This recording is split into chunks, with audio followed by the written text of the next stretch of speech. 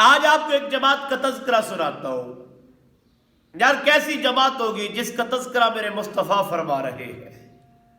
اللہ کے حبیب نے ارشاد فرمایا کہ مشک ٹیلوں پر ہوگی وہ جماعت دل حشر کے. اور یہ وہ جماعت ہے یا ایتھا النفس المطمئنہ جنہوں نے اپنے نفس کو قابو میں رکھا، نفس کی غلامی نہیں کی. آج آپ معاشرے میں دیکھ لیں، ہر بندہ آپ کو نفس کا غلام ملے گا.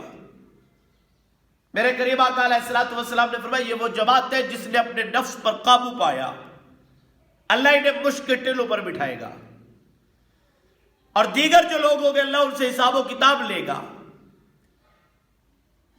تو آپ نے سنا ہوگا کہ 50,000 سال کا ایک دن حشر کا، یا 70,000 سال، یعنی 70,000 سال تو میں نے خود پڑھا، یعنی اتنا بڑا دن ہوگا.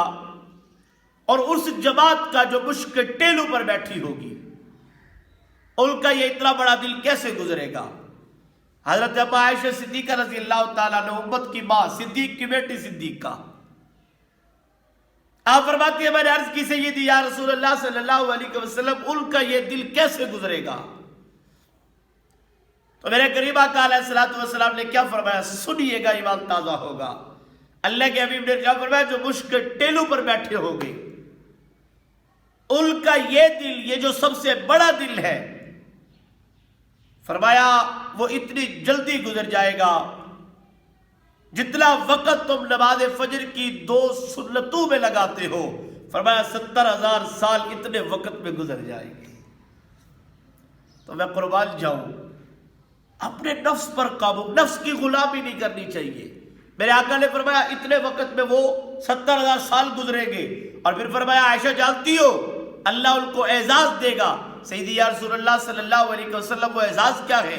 میرے قریب آقا علیہ الصلوۃ والسلام نے فرمایا اللہ فرمائے گا کہ مشک کے ٹیلوں پہ بیٹھنے والوں جاؤ، آج میں نے تمہیں بغیر حساب و کتاب جنت عطا کر دی ہے.